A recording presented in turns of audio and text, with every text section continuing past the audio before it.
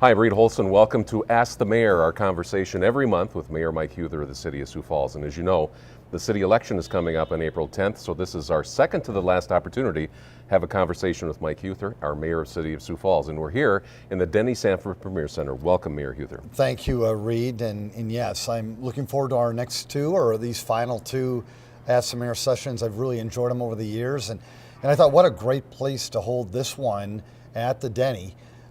With all the activities that have gone on and that are yet to come. And behind us is the ice, obviously, for the Stampede, and we've got that Division I regional coming up for men's hockey, an exciting event. But they tear down and put up and tear down and put up, and it's incredible the flexibility of this place. Well, it is an event center.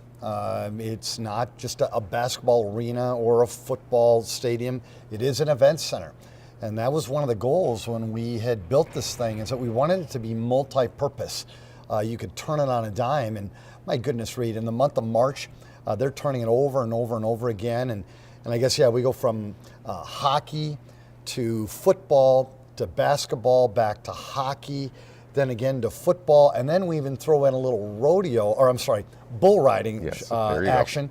And so, yeah, it's just been a great asset for the City of Sioux Falls. And that's just in a 4 weeks time period, so great staff here and a great facility. Well, I hear they call it March Madness here at the Premier Center for a reason, and that is, it's just maddening how many different events are happening and how we just keep elevating the bar here, making even bigger things happen.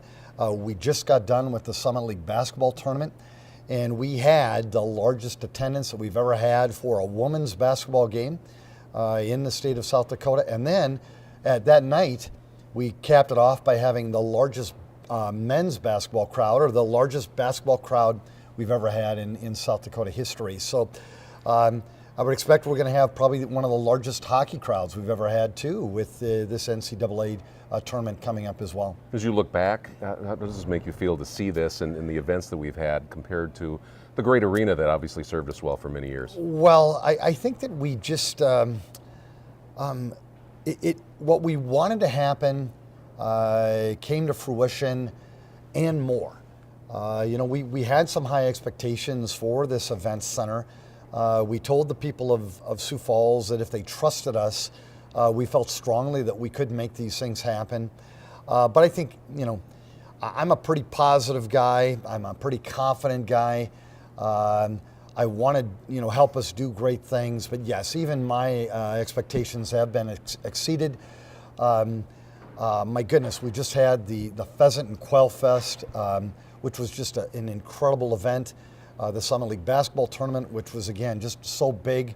Metallica has just been announced, which sold out, and I am going, and hoping Cindy will join me. But yeah, I'm proud of it. I mean, no doubt. I know that probably one of the things that'll be associated with this Huther guy will be the Premier Center, will be the event center, and yeah, I'm proud of it. It certainly was a big effort to make it happen. We had so many people that were helping to lead that charge, and then yes, the City of Sioux Falls, the voters of Sioux Falls, they overwhelmingly, resoundingly said, yes, let's build this thing. Let's finally make it happen.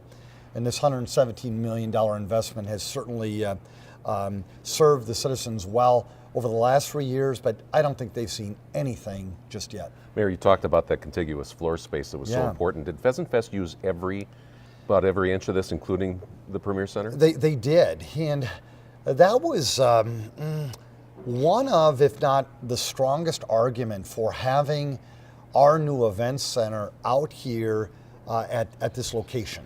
And you remember that, Reed, that was a hot topic in terms of the location. Should we build it downtown? Should we put it out here? That contiguous flat floor space, having it side by side by side, the old arena, the convention center, the new event center, and yes, some of those amenities that surround us, such as the parking lots, the interstates, the 4-lane roads in and out of here, all that played a great role. But that flat floor space really made the Pheasant and Quail Fest just such a success. Because you're right, Reed, they filled up this event center, the convention center, and the arena with all those different events, those different booths, and boy, the crowds just loved it. As so did the National Pheasant and Quail Fest. And I think it's appropriate, we can tell the people of Sioux Falls this, they're coming back. They were so thrilled by the overwhelming response that they received. And, you know, we waited forever to finally get it, and we earned it, but they were overwhelmed and they are coming back. Now, they haven't announced, is it, 3 years from now, 4 years from now, or 5 years from now, but they bound determined to say, yes, we are coming back. That's exciting to hear. Let's talk about some of the numbers involved with this, and so people can understand how we're ranking nationally and internationally as an event center, and the financials of running this place. Well, Reed, again, talking about exceeding expectations, we felt we'd be a busy place. We've been chomping at the bit to finally get this thing built, but every year that we've been open, we just have more and more events, more and more people coming here and enjoying it. And now, Reed, we are the 44th busiest event center in America when it comes to these touring events. And we are the 84th busiest event center in the world. And the world's pretty big. And there's event centers all over the world. And we're number 84 right now. And again, I think it just shows the power, the hunger of people that want to attend events in this area, and how that has really not only improved our quality of life for young and old, rich or poor, black or white alike, not only for the people around Sioux Falls, but this entire area. So yeah, they're coming here in droves. And then of course what that does is it allows you to generate enough revenues where you do have the potential to operate in the black.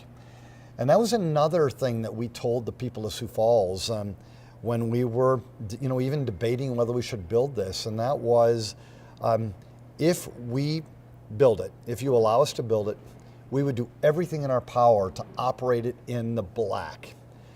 And Sioux Falls, what I mean by that is our revenues would exceed our expenses at the event center.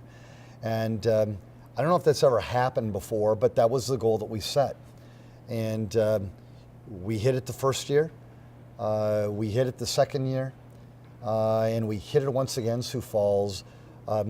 We generated $2.1 million in profit. I'm going to say that, $2.1 million in profit at our new event center.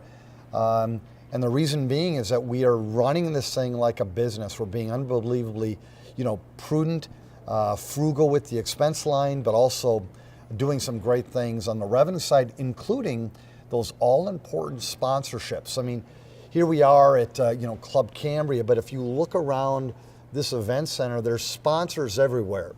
Midco, the Gas Stop, Poet, Budweiser, Pepsi, Kellerland, Midco, and on and on and on, including, of course, First Premier Bank Card, Sanford Health, and others.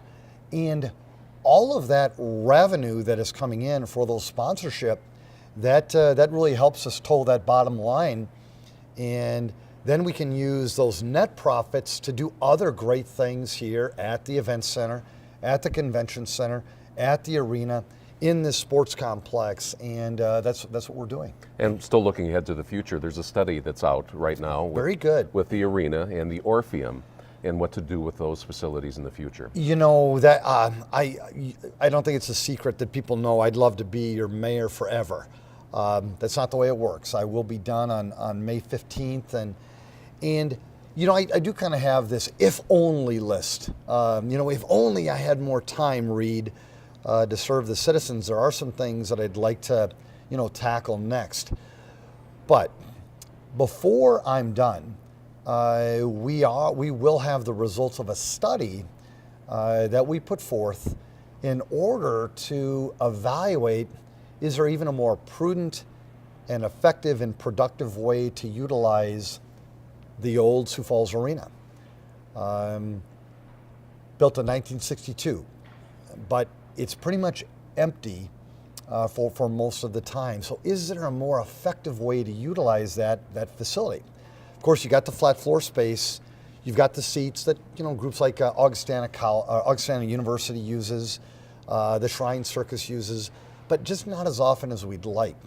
And so yeah, we'll do this study, we'll have it done, looking forward to the results, and then that will help us, determine what we can do in the future so that next mayor, that next council, the next batch of citizens, they can determine whether we should, refurbish that or utilize it in a different way. And I'll kind of give you some perspective, Reed, and people of Sioux Falls.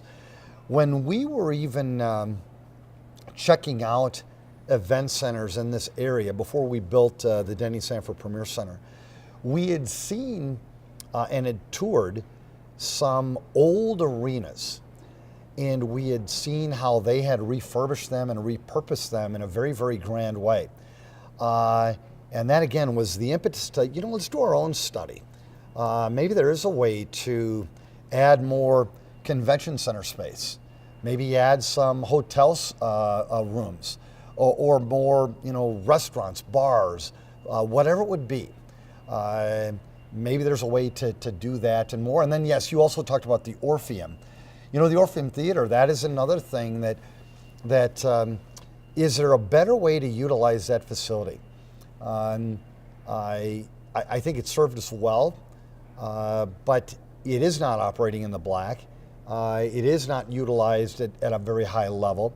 And so at a minimum, I think it's worth the expense, worth the effort to do that study to figure out, is there a better way to utilize that facility as well? And so that study will be out before you leave office? That's the game plan. It is. I've not seen any results from it.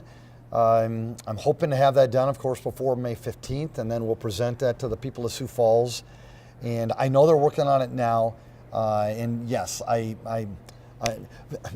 Sioux Falls, I know you probably read about this or heard about this a couple of weeks ago, but yeah, I still have 34 things on the let's get it done list before I'm done being your mayor.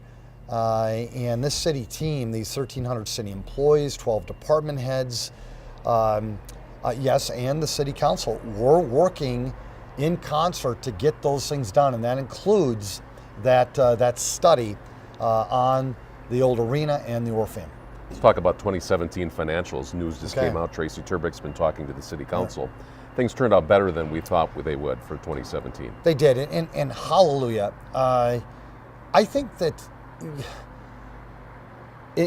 it's no secret. I think we've got the strongest financials of any city in America. And every now and then, mayor, you're just being a little overconfident, a little overzealous when you say things like that. I don't think so. I don't think so. We really are such a strong community financially. We've got just an unbelievable bond rating. So we have that ability to borrow and have no issues there. Our debt burden is very, very low. We have borrowed money over the years, over the generations, but our ability to pay it back is so strong, so strong. As well as we have the ability to borrow so much more without putting the people of Sioux Falls at any risk. Our revenues are strong, not as strong as we were hoping. Again, and I think that is going to be one of the biggest challenges that the next mayor and council will face. But yeah, we've had a very, very good year, and I think the biggest reason for that, and Tracy Turbick talked about this a couple of weeks ago, is that your city team, they really did, tighten the reins when it came to spending in the year 2017. Every department, and yes, including the city council, yep, they really tightened their belts. They scrutinized their spending, and they pushed things back or off in terms of spending that taxpayer dollar, and it really, really made a difference. And then we had some other things that came into play, such as Mother Nature really helped us out in 2017. We did not have to remove a lot of snow. in 2017, and that really impacted our bottom line. And so ultimately, instead of maybe stealing from the big piggy bank, that reserve, guess what, Sioux Falls? Once again, and we've done it, I think, 6 out of the 8 years that I've been your mayor, instead of taking money from our city's piggy bank, we added millions of dollars to that piggy bank. And again, we've got enough money in this city to where if we didn't even get a dollar of revenue in, we could still run this city for 3 to 4 months with nothing coming in. That is unheard of. It is. That's how strong, that's how prudent, that's how responsible your city government has been with me as your mayor, but even before. We do run this city very, very cautiously, and it's served us very, very well. We're growing. Obviously, we're up over 180,000, which you just announced recently. Yes. With that comes changes in our public safety needs. Yes. What about the crime rate? A lot of people are wondering, gosh, it just seems like there's just more crime going on in Sioux Falls. Sure. What's the reality? Sure. Well, I think that here's some of the reality. The reality is that the way that we even communicate crime that is happening, it's kind of in your face all the time. And I'm not denigrating the media for that. It is what it is nowadays, whether it be Twitter, Facebook, Instagram, the internet. It is oh my gosh, when something happens, boom, it's out there and you're hearing about it. So I think it gives the impression that there's this rampant crime that is going on here in the city of Sioux Falls, and to be brutally fair, brutally honest, sure, there are things that are happening, but in the reality, crime rates are actually dropping in most of the crime indicators that the city of Sioux Falls monitors. Chief Burns just indicated, I think it's 14 out of 16 crime indicators in 2017 actually went down. And that's with a growing population of about 4,500 people. So I'm going to say that again. Crime indicators, 14 out of 16 of them actually dropped in 2017. Now, that may not be the fear factor that some folks want to relay out there or perpetuate. But again, folks, when it comes to crime in the city of Sioux Falls, yeah, we're not going to put our heads in the sand. Things happen here. They do. But the investments in our talent, in our training, in our equipment, in these women and men that are serving and protecting us, and in our first responders, we're putting forth a bevy of resources and money to make sure that you are protected, that you are safe, and it's served us very, very well. It's not perfect. It's not. One of the things that, whether it be, our Attorney General, our Governor, Jill Franken in Community Health, Chief Burns, there are some things that are certainly a reality, and that is drugs. They are fueling the challenges that we do have. This meth issue, it is real. And I don't know if you remember, Reed, probably a year, 2 years ago, Mayor Steve Allender out of Rapid City and Mayor Mike Huther out of Sioux Falls, the bookends of our state. We talked about meth and how it is just fueling the crime rate in Sioux Falls and in Rapid City and across this great state. And that is reality.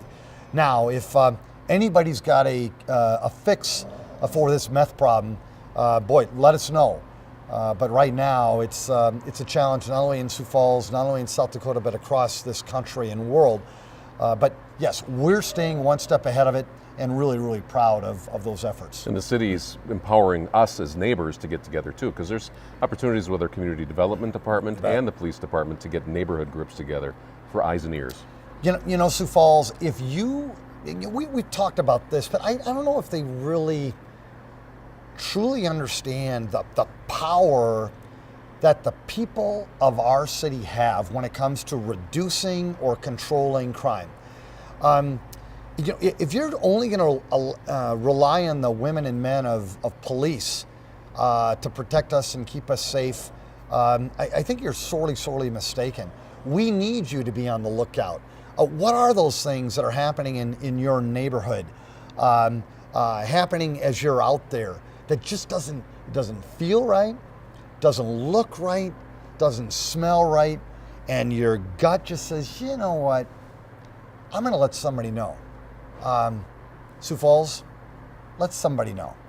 Call the police, let them know. Call Crime Stoppers, let them know. But please do get involved, because we need you, to stay one step ahead of those people that want to be bad neighbors, that want to perpetrate crimes in our city. And let's play a little offense. Let's get them before they try to get us. Talking about growing neighborhoods, 85th and Minnesota is continuing to grow. Lots of development out there, and Highway 100, the bypass, hasn't even come through yet. Well, yes, and Sioux Falls, if you want to get some insight into what it's like to be the mayor for a day, and some of the challenges that we face, that was certainly one of those challenging developments. That super Walmart down on the south side of town, and I know people remember it, but it has turned out to be the hot corner, probably the hottest corner in Sioux Falls, the hottest corner in South Dakota, and maybe the hottest corner in the Midwest. So many things are going out there, and yep, that Walmart had much to do with it. But now you've got banks and restaurants and dry cleaners and other retail development that's occurring, as well as you've got people that want to live out there for all kinds of reasons, including quality of life, job opportunities, and so much more. So yeah, it is a hot corner. It's the reason why the city council, this mayor, community development, planning and zoning, why we did fight so hard to ultimately make that happen, and yes, celebrate it. But yeah, it's just another example of kind of this Sioux Falls boomtown mentality that we've created that has really served us well. And again, Sioux Falls, you got to remember something. There's only two ways that we pay for stuff in Sioux Falls, and the biggest is sales tax revenue. It is. We don't have income taxes here. We don't have state income taxes here. We don't have corporate income taxes here. We don't have personal income taxes here. So Sioux Falls, if you want us to pay for things like potholes or more police officers, then we have to generate sales tax revenue to make that happen, and property tax revenue. And that investment out there at 85th and Minnesota, that hot corner, that certainly gives us both. Improved property tax revenues, improved sales tax revenues, improved quality of life, improved economic development, and improved job opportunities, and so much more. So yeah, Reed, thank you. And you're right, Highway 100 or Veterans Parkway hasn't even got close to there yet. So when that happens, yeah, my gut says Harrisburg and Sioux Falls will be touching hands very shortly. Exciting for the future. It is. It is indeed. We're going to take a break. We're here at the Denny Sanford Premier Center, and you're watching Ask the Mayor with Mayor Mike Huther. We'll be right back.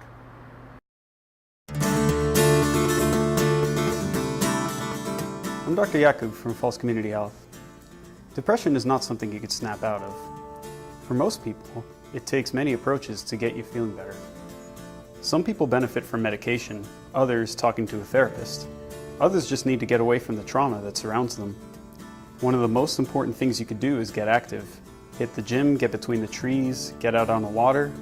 In any case, get yourself out of the environment where you feel badly. The secret is not just choose one of these, but to do all of them. For many people, depression never completely goes away, but it does get much better. And most importantly, reach out so you don't have to do it alone.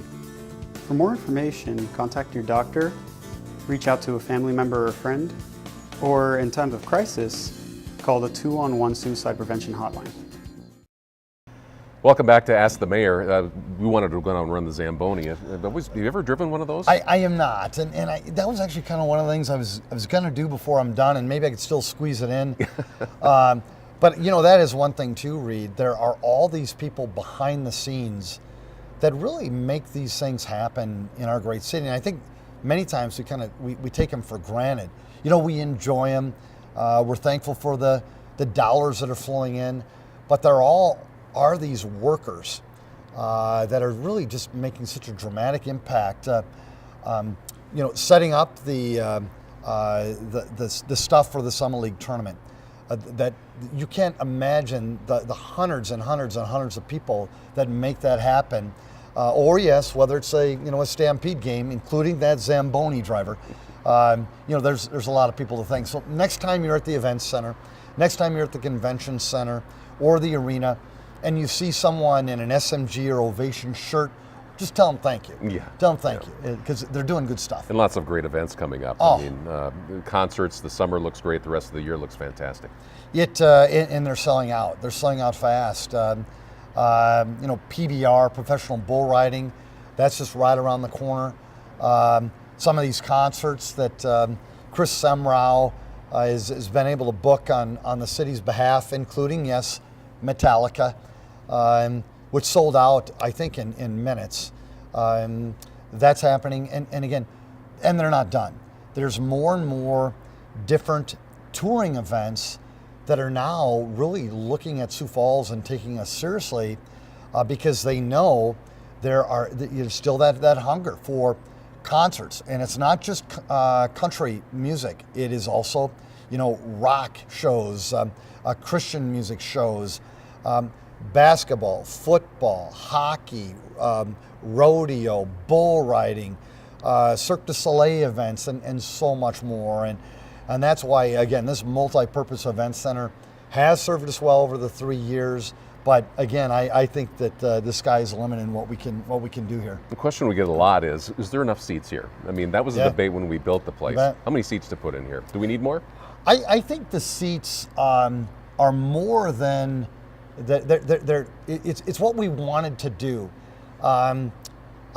We didn't plan to build for Easter Sunday, and so these sellouts, they do come, and then there's always the talk about, oh, I wish we would have had another 1,000 or 2,000 seats, and I think that over time, I think the need for that will be there.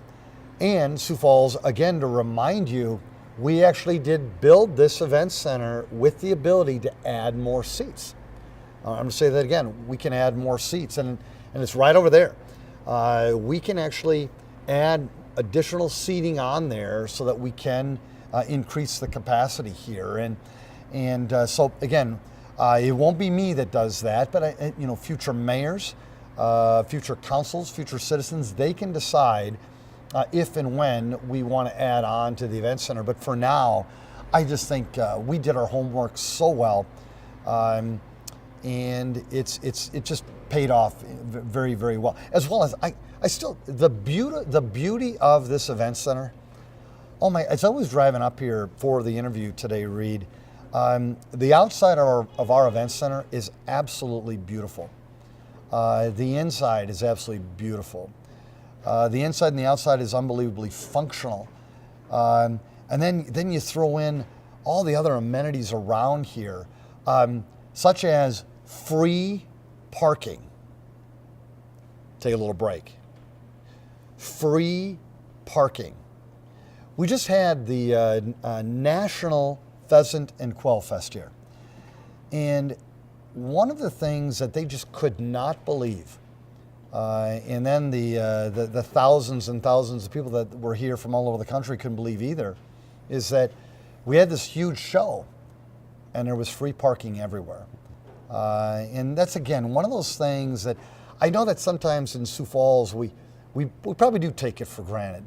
Because when you live outside of Sioux Falls and you go to these events, whether it be a NCAA Division I basketball tournament, a bull riding show, Metallica concert, or yes, a National Pheasant and Quail Fest, you have to drop $20 $30 for a parking spot all the time, and here it was free. So again, I love the way it's all come together. Proud of this city, proud of what we've done here, and I'm glad we're having the show here today, Reed. Yep, absolutely. And we're about eight weeks or so before you leave the mayor's office. Let's talk about the role of the mayor as you see it, and then advice as you give for those that are running or considering running for mayor. What's really the role of the mayor? Well, the role of the mayor is again, it's a strong mayor form of government. That's what our city charter has outlined. And I think it's very, very appropriate, and I really think it helps our ability to get things done when you have a strong mayor form of government. But maybe to simplify it, it's very similar to being a governor of a state, a president of a country, a CEO of a business, a president of a nonprofit. That's what it is. It's the person who is ultimately responsible for managing that entity. And so in Sioux Falls, it's the person who's most responsible for executing the spending of those important dollars, managing, directing, motivating those 1,300 city employees and those 12 department heads.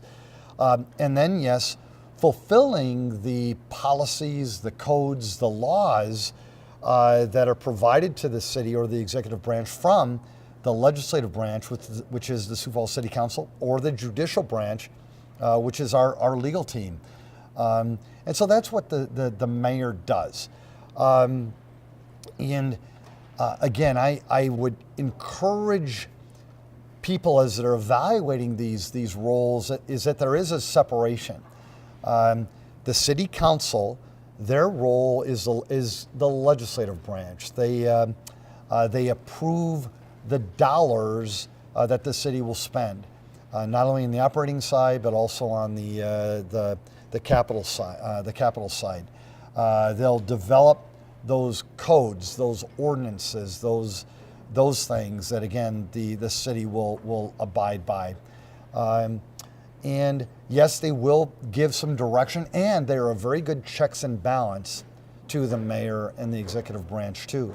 But there is definitely a separation. I think that one thing that I've seen over the last 8 years, and you could talk to prior mayors too, is that there's many times where the councilors would probably like to be the mayor.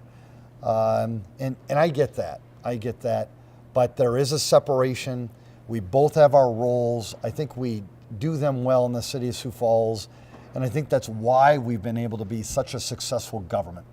Not only during my 8 years, but in terms prior, and will continue to do so. You know, it's not perfect. You are going to have disagreement. You are going to have debate. You're going to have some of these challenging moments, but ultimately, that's also good government. And you get through it, you make decisions, and then you move on to tackle the next issue or capture that next opportunity. Well, we have a strong mayor, as you said, CEO of the city. There's always debate about transparency. Yeah. When do you have to keep things quiet? When do you share things? And all keeping in balance the benefit of the citizens of Sioux Falls. And Reed, you know, I don't know. This topic of transparency, we have been as open, as available, as transparent, as aggressive to get this stuff out as I think has ever been done before. And yet you still have these comments that are made about, oh, they should have been more transparent, they should have been more open, they should have had more meetings. And part of me just really wants to go, you know, really? But I guess I understand it. What I found is that when people don't ultimately get what they want, or when they lose in an argument or debate, the very first thing they do is they argue the process. Oh, the process was unfair. Or, oh, you know, we should have had more openness, more transparency, more meetings, more dialogue, more debate. In the city of Sioux Falls, we have a ton of it. And also, you know, Sioux Falls citizens, I would encourage you to understand something too, is that we do provide in the executive branch, at the request of the legislative branch, the judicial branch, as well as vice versa. We're always sharing information. We're always holding meetings behind the scenes to ultimately answer those questions that your elected officials are trying to answer. As well as, I'll say something too. The media. There's been at least one media outlet that's really kind of fueled this call for increased transparency. Behind the scenes, we provide not only that media outlet, but others. We answer all their questions. We do. We do the best that we can. We do it in a timely fashion. We'll give them reams and reams of paper or countless emails or whatever it would be. And then the reality is they get it. Sometimes it's not what they're looking for. And yes, the reality is there's limited, paper space. There's limited time on that news. So, they too can't get all that information out to the public. But when it comes to transparency, we're very, very transparent. But again, it is the season, Reed. 'Tis the season. And I get it because I've run for mayor twice. 'Tis the season. So, you're going to have folks that are going to throw these things out there about, there's a boogeyman over there, or there's a boogeyman over there. And Now, there's first of all, there's no boogeyman there. There's no boogeyman there. Your city's in really, really good shape. Foundationally, we're just rock solid.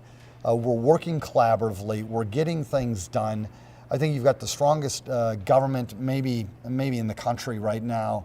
And it's not easy, but it works, including the transparency. So yeah, thanks for the opportunity to talk about that, Reed. And I'm still gonna have people out there. I'm still gonna have candidates out there. They're gonna still try to talk about the boogeyman that they believe is out there, when in reality it's not reality. And speaking of the election, it's Yes. coming up April 10th. Now, this new mayor that comes in, just as you did, will walk right into the budget process. Yes, and it was an eye-opener. I was the mayor for a day, and right away I had the financial team talk about, well, Mayor, we've got to set up meetings to talk about the budget, and you're plopped right in it. Now, we do, including the existing mayor, we will lay that foundation. We'll get everybody ready to go.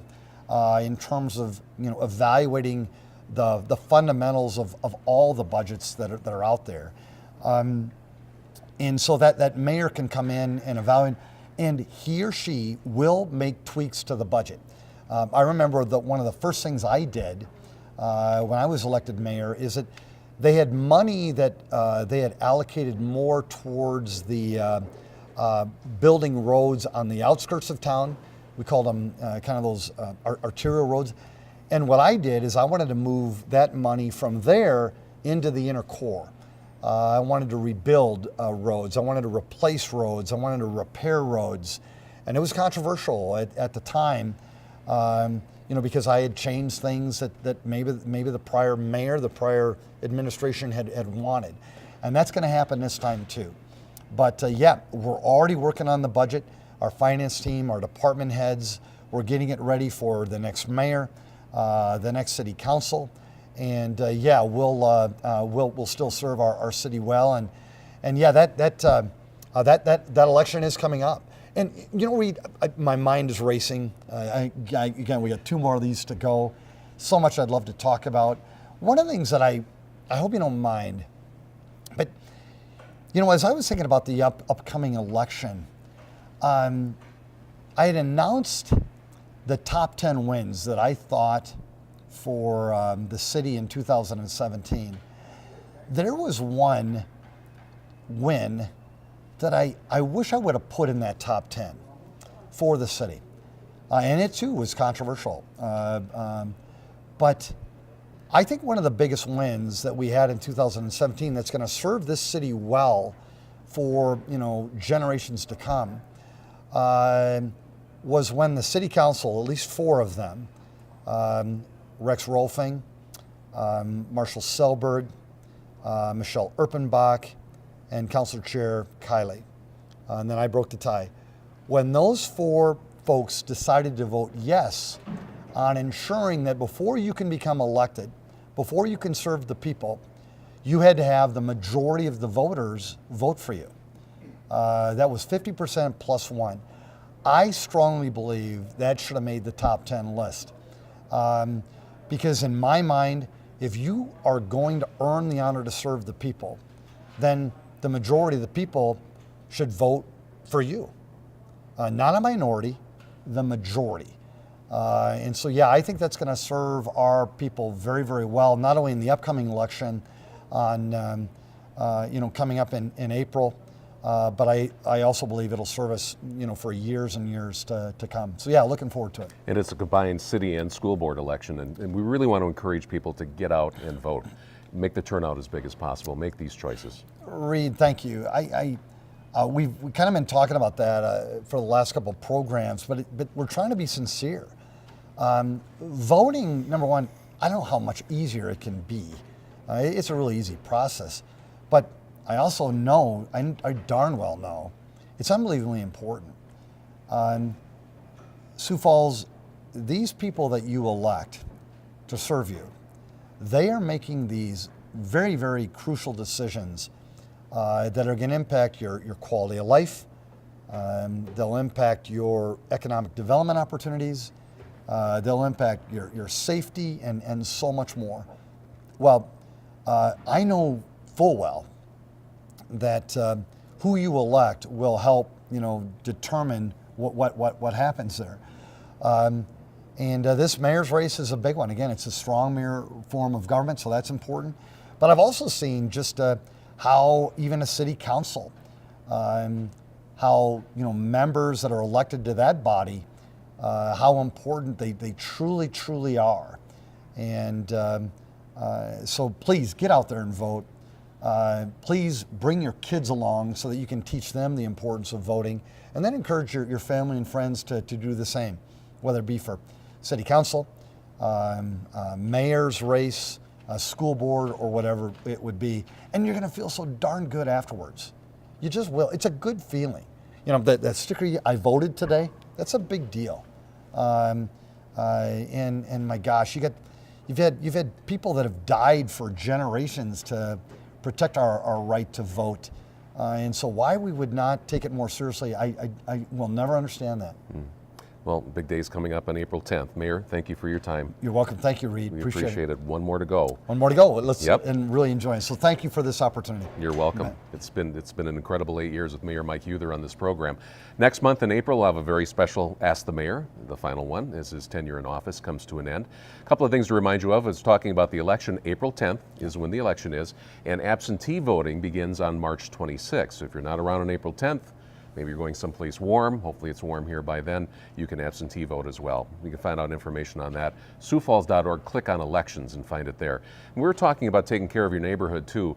If you want to have a neighborhood association, click on our website at SiouxFalls.org, community development, or call Crime Stoppers at 367-7007 so we can take care of our neighborhoods together. On behalf of Mayor Mike Euther, I'm Reed Holson. Thanks for watching Ask the Mayor.